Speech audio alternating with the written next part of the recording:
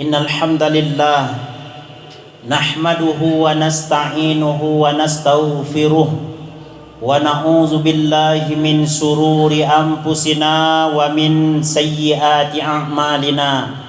May yahdihillahu fala mudhillalah wa may yudlil fala hadiyalah.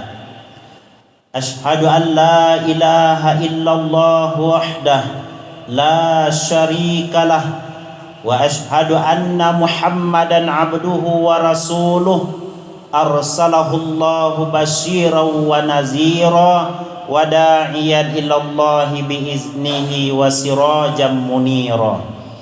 Allahumma fasalli wa sallim wa zid wa an'im wa barik wa karrim ala sayyidina Muhammad wa ala alihi wa ashabihi ajmain.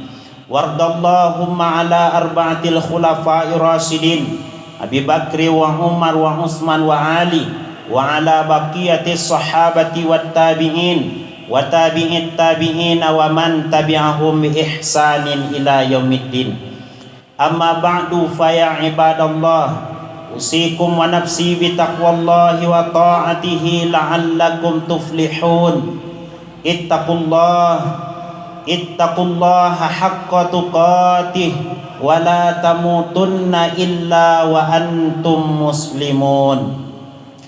Qala Allah Ta'ala fi kitabihil karim, a'udzu billahi minasy syaithanir rajim. Bismillahirrahmanirrahim. Wa laqad ba'atsna fi kulli ummatir rasula an ya'budullaha wa jatanibut taghut.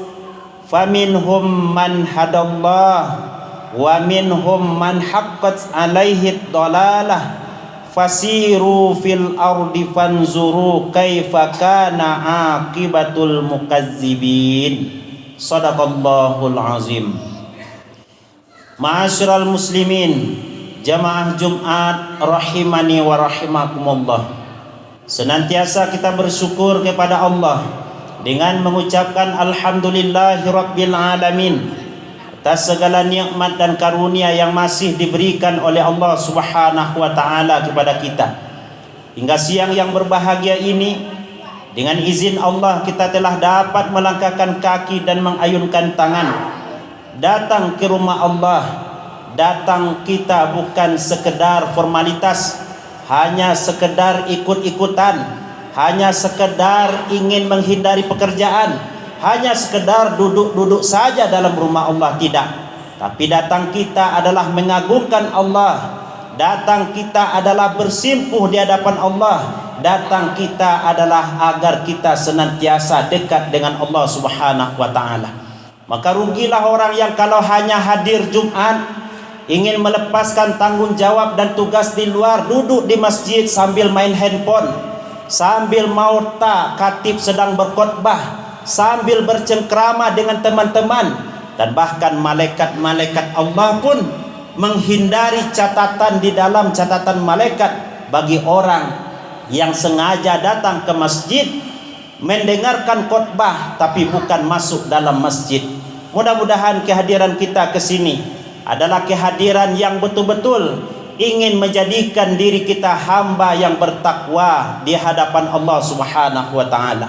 Salawat dan salam kepada Rasulullah Muhammad sallallahu alaihi wasallam dengan mengucapkan Allahumma salli ala sayyidina Muhammad wa ala ali sayyidina Muhammad.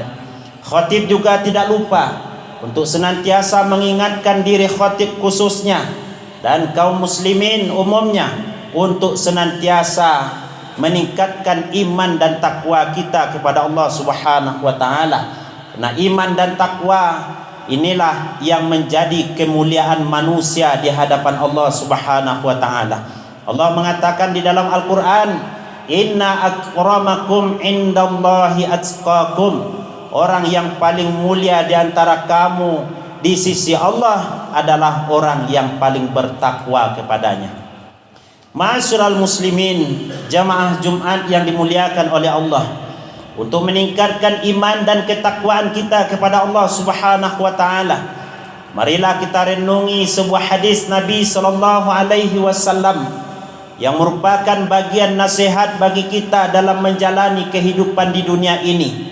Kehidupan yang amat singkat, kehidupan yang setiap pribadi kita tidak tahu kita kapan akan berakhir kehidupan tersebut. Namun setiap kita disuruh oleh Allah untuk meningkatkan iman dan takwa. Mudah-mudahan ketika kematian datang kepada kita, kita mati dalam keadaan beribadah kepada Allah Subhanahu wa taala. Ada seorang laki-laki, sebagaimana hadis yang diriwayatkan oleh Imam Ahmad dalam musnadnya dari sahabat Abu Ayyub Al-Ansari. Ada seorang laki-laki, dia bertanya kepada Nabi sallallahu alaihi wasallam, "Ausini ya Rasulullah, beri saya nasihat wahai Rasulullah." Dalam riwayat lain dikatakan, "Alimni wa aujiz, berikan kepada saya nasihat yang singkat ringkas wahai Rasulullah." Lalu Nabi sallallahu alaihi wasallam menjawab pertanyaan laki-laki ini bahwa dia belajar kepada Nabi dalam memperbaiki hidup dan dirinya. Kata Nabi, "Iza kumta fi salatika fasalli salatan waddi'." Kalau engkau mendirikan salat, maka anggaplah salat yang kau dirikan dan kau tegakkan tersebut adalah salatmu yang terakhir. Jadi Rasul mengingatkan kepada kita, agar kehidupan kita ini sukses, maka lakukan salat. Dan bahkan setiap salat yang kita lakukan harus memenuhi nilai-nilai kedekatan kita dengan Allah, yaitunya berupa kekusukan.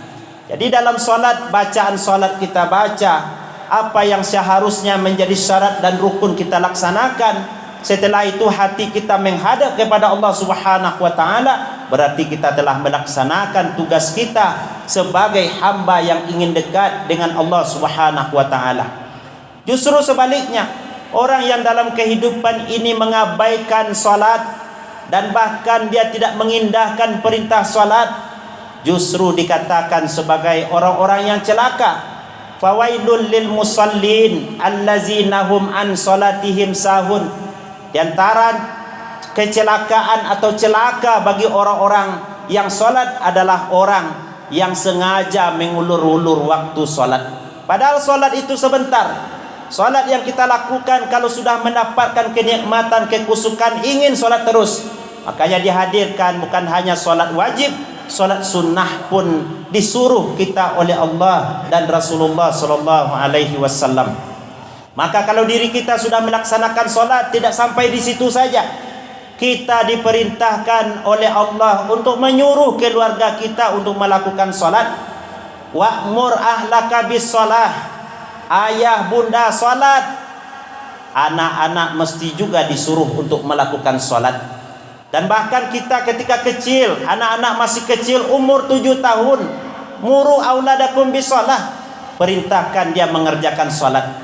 Jadi pesan Nabi yang pertama ini mengingatkan kepada kita bahwa penting untuk mengerjakan perintah Allah Subhanahu wa taala berupa salat. Dan di dalam salat yang kita lakukan, anggaplah itu adalah salat kita yang terakhir. Kalau kita sudah anggap salat itu salat kita yang terakhir, maka bacaan salat akan kita baca. Kita hayati makna dari setiap bacaan tersebut, kekusukan dan kenikmatan serta kelezatan dalam ibadah salat yang kita kerjakan, insya Allah akan kita dapati. Tapi kalau terbayang dunia dalam salat, yang terbayang yang akan datang dalam salat, maka kita bagaimana agar cepat saja salatnya, bagaimana agar kita cepat saja selesainya, maka ini tentu tidak sesuai dengan hadis Nabi ini. Maka ketika kita mengerjakan salat, anggaplah salat itu salat yang terakhir. Kenapa demikian? Karena kita akan berakhir semuanya dalam kehidupan di dunia ini. Kita semuanya akan mati.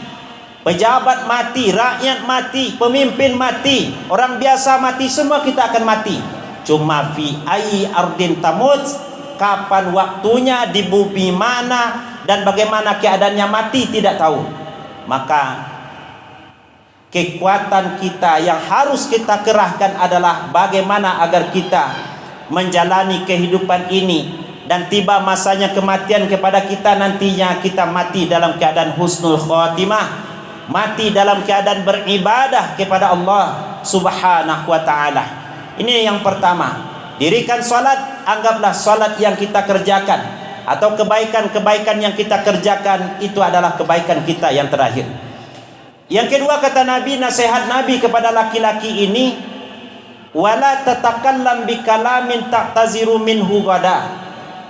Jangan engkau mengatakan atau berkata tentang sesuatu yang membuat kamu di kemudian hari harus minta maaf. Apa maknanya? Kita diperintahkan untuk menjaga lisan oleh Rasulullah sallallahu alaihi wasallam. Kenapa lisan disuruh dijaga? Nabi ketika menjelaskan kepada Muaz bin Jabal tentang pintu-pintu kebaikan, tentang Ra'sul Amri wa Amudihi wa Zirwatu Sanami, pokok segala urusan, tiang segala urusan dan puncak tertinggi dari segala urusan. Bahkan Nabi menyebutkan tentang 5 rukun Islam. Semuanya itu tidak akan bisa terjaga dengan baik kalau lisan tidak dijaga. Kuffa alaika lisanaka, kata Nabi. Tahan lidahmu. Berapa banyak orang yang begitu pamer dengan kebaikan yang dilakukannya. Kalau bukan karena saya, masjid itu tidak ada, lisan. Kalau bukan karena saya, dia tidak bisa menjadi seperti itu, lisan. Maka hati-hati kita dengan lisan yang kita lontarkan, yang kita ucapkan. Sekarang lisan ini berkurang mainnya. Orang main di media sosial. Maka hati-hati juga. Kalau dulu orang mengatakan mulutmu harimaumu, sekarang jempolmu bisa penjara bagimu. Maka perbuatan lisan ini adalah perbuatan yang sangat berbahaya kalau kita tidak bisa menggunakan lisan sesuai dengan yang diinginkan oleh Allah Subhanahu wa taala. Dan bahkan setiap dari anggota tubuh kita nanti di akhirat akan ditanya oleh Allah, termasuk lisan kita, apakah digunakan untuk zikir kepada Allah, membaca Quran atau tidak. Makanya Allah mengatakan di dalam Al-Quran, walaqad zara'na li jahannama katsiran minal jinni wal ins lahum qulubun la yafqahuna biha wa lahum a'yunun la yubsiruna biha wa lahum azanun la yasma'una biha ulaika kal an'am. Kami sediakan neraka jahanam itu, kata Allah, isinya jin dan manusia. Mereka punya hati, tapi hati yang mereka miliki tidak bisa memahami ayat-ayat Allah. Mereka punya mata tapi tidak bisa melihat kebenaran. Mereka punya telinga tapi tidak memperdengarkan, didengarkan untuk sesuatu yang diridhai oleh Allah. Ulaika kal an'am, mereka itu sama seperti binatang ternak, balhum adal, bahkan lebih sesat daripada itu. Jadi anggota tubuh kita semua ini akan ditanya di hadapan Allah. La tazulu qadama abdin hatta yus'ala an arba'in. Tidak melangkah kaki seorang hamba nanti di akhirat, melainkan dia akan ditanya tentang 4 hal. Salah satu dari 4 hal itu adalah waktu muda dipergunakan untuk apa? Waktu muda semuanya berpotensi, telinganya kuat pendengarannya, matanya terang penglihatannya, lisannya kuat bicaranya.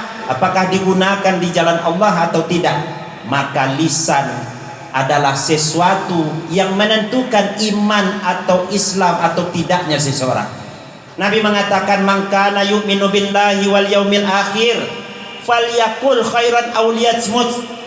Orang yang mengaku beriman kepada Allah, mengaku beriman kepada hari akhir, maka hendaklah dia berkata yang baik. Kalau tidak bisa berkata yang baik, lebih baik diam.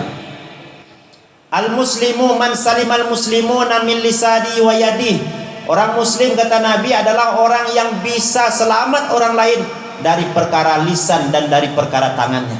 Bayangkan betapa pentingnya lisan ini digunakan untuk kebaikan. Kenapa? Karena dia bagian daripada penentu keimanan dan keislaman seseorang. Ada orang rajin beribadah, rajin sholat, rajin puasa, rajin sedekah, tapi lisannya masih suka menyakiti orang. Hati-hati. Banyak sholat, banyak zakat, banyak puasa yang dilakukannya, barangkali bukan untuk dirinya sebagai penyelamatan nanti di akhirat, tapi justru akan diberikan kepada siapa yang dizaliminya. Inilah orang yang disebut dengan muflis. Ada orang yang biasa saja, ibadah yang wajib saja, tapi tidak pernah menyakiti orang lain. Itu justru lebih baik dibandingkan orang yang rajin beribadah, tapi ibadahnya tidak bernampak baik dalam kehidupannya terhadap orang lain. Maka Nabi mengatakan, khairun nas anfa'uhum linnas. Orang yang paling terbaik itu adalah orang yang bermanfaat untuk orang lain, bukan orang yang memberikan mudarat kepada orang lain. Yang ketiga, masyarakat muslimin, nasihat Nabi kepada laki-laki ini dan juga tentu kepada kita sebagai seorang muslim adalah wajib mi'il ya'sa mimma fi aidin nas. Merasa cukuplah dengan apa yang diberikan oleh Allah. Artinya bersifat qanaah. Tidak perlu kita mengukur diri kita dengan orang lain. Kalau orang melihat dunia kepada yang teratas, maka lahirlah sifat buruk. Kenapa orang itu bisa dia punya mobil, sementara kita ingin pula punya mobil tapi uang tidak ada, akhirnya mencuri. Kenapa dia bisa begitu? Itu kalau melihat dunia kepada yang di atas dari kita. Tapi Nabi menyuruh, lihatlah dunia kepada yang di bawah daripada kita. Alhamdulillah ya Allah, sampai hari ini Engkau masih berikan kepada saya keluarga yang sehat, bahagia. Alhamdulillah ya Allah, hari ini saya masih diberikan kaki tangan yang utuh. Berapa banyak kawan-kawan saya yang alumni SD itu sama dengan saya, sudah pergi. Yang alumni SMP itu sama dengan saya, sudah wafat. Yang alumni SMA itu sama dengan saya, sudah tiada. Sekarang saya masih Engkau berikan kesempatan, tangan, kaki lengkap, bahkan hati pun baik. Maka ketika melihat dunia, lihatlah yang kepada yang di bawah dari kita. Alhamdulillah, kita anak-anak kita sehat. Berapa banyak orang di luar sana yang hartanya banyak tapi dia sibuk bolak-balik ke rumah sakit. Tapi lihatlah urusan akhirat kepada yang di atas dari kita. Ya Allah, sudah sampai sebegini umur saya tapi baca Quran belum mantap, belum bagus. Ya Allah, sudah segini umur saya tapi ke masjid sekali seminggu. Ya Allah, sudah segini umur saya ya Allah, tapi saya tak peduli dengan orang sekitar saya. Timbul sifat muhasabah dalam diri seseorang. Maka kalau urusan dunia, lihat yang di bawah dari kita. Alhamdulillah, kita bisa makan 3 kali sehari. Berapa banyak saudara-saudara kita, apalagi di Palestina sana, mereka yang tertahan perutnya untuk mengunyah, untuk makan. Kenapa? Karena tidak ada yang mereka makan. Lahir fahamidallah, senantiasa mensucikan, memuji Allah Subhanahu wa taala. Maka oleh karena itu, ma'asyiral muslimin, dalam hal memandang kenikmatan dunia, seorang beriman harus meyakini bahwa setiap apapun yang diberikan oleh Allah adalah terbaik untuk dirinya. Ketika diberikan nikmat, harta, diberikan keluarga, diberikan ini dan itu oleh Allah, yang lahir sifat syukur. Ketika ada ujian datang, musibah, kematian, banjir dan lain sebagainya, yang lahir justru sifat sabar.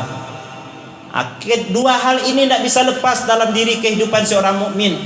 Tidak ada orang yang dari lahir sampai dia meninggal dia tertawa saja terus, tidak ada. Ada sedihnya. Ada kala sedih itu datang dari keluarga atau datang dari orang luar untuk kita dan lain sebagainya. Demikian pula dengan nikmat Allah. Layoi duit di dunia kau dia kira sakit di Allah. Kenapa orang begitu gampang putus asa sehingga memutuskan sesuatu, mencari sesuatu yang dimurkai oleh Allah? Tidak ada perbuatan yang disuruh oleh Allah, ma'asyiral muslimin, yang mendatangkan bahaya untuk kita, tidak ada. Tapi sudah pasti segala sesuatu yang dilarang oleh Allah, kalau dikerjakan akan mendatangkan bahaya. Lihat judi online, judi dilarang oleh Allah tapi dikerjakan orang, apa yang terjadi? Berbunuh-bunuhan, masuk penjara, terusik anak, istri dan lain sebagainya. Kenapa? Karena larangan Allah dikerjakan. Tapi coba kita kerjakan yang diperintahkan oleh Allah, maka yang lahir adalah hati yang tentram, pikiran yang tenang. Kehidupan kita anggap adalah bagian daripada mengukur kemampuan kita di sisi Allah, apakah kita menjadi hamba yang taat atau tidak. Ma'asyiral muslimin, jamaah yang dimuliakan oleh Allah, mudah-mudahan 3 nasihat ini bisa kita renungkan dalam kehidupan kita, bisa kita praktekkan dan kita amalkan dalam kehidupan kita, sehingga ketika kematian datang kepada kita, kita adalah orang-orang yang kembali kepada Allah dalam keadaan husnul khatimah. Fa'tabiru ya ulil absar la'allakum turhamun.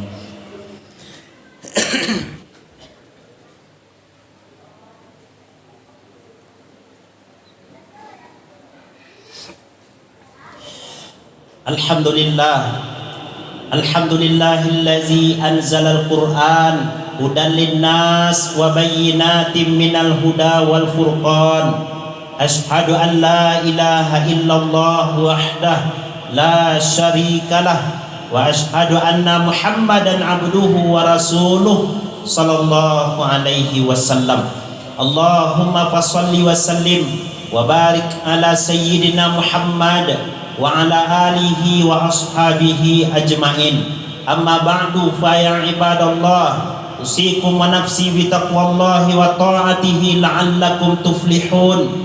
Ya ayyuhallazina amanu taqullaha wa qulu qawlan sadida yuslih lakum a'malakum wa yaghfir lakum dzunubakum wa man yuti'illaha wa rasulahu faqad faza fawzan 'azima. Qala Allah ta'ala fi kitabihil karim, a'udzu billahi minasy syaithanir rajim. Bismillahirrahmanirrahim. Innallaha wa malaikatahu yusholluna 'alan nabi ya ayyuhallazina amanu shallu 'alaihi wa sallimu taslima. Allahumma shalli 'ala Muhammad wa ala ali Muhammad kama shallaita ala Ibrahim wa ala ali Ibrahim wa barik ala Muhammad wa ala ali Muhammad kama barakta ala Ibrahim wa ala ali Ibrahim fil alamin innaka Hamidum Majid. Allahumma ighfir lil mu'minina wal mu'minat wal muslimina wal muslimat al ahya'i minhum wal amwat innaka sami'un qaribun mujibud da'wat wa ya qadiyal hajat ya rabbal alamin. Allahumma ansur man nasaraddin wa khzul man khazalal muslimin wa ahlikil kufrata wal mubtadi'ata wal musyrikin wa damir a'daka a'dad-din wa alif baina qulubil mu'minin. Allahumma ahyina bil iman wa amitna bil iman wahsyurna bil iman wa adkhilnal jannata ma'al iman. Rabbana faghfir lana dzunubana wa kaffir 'anna sayyi'atina wa tawaffana ma'al abrar.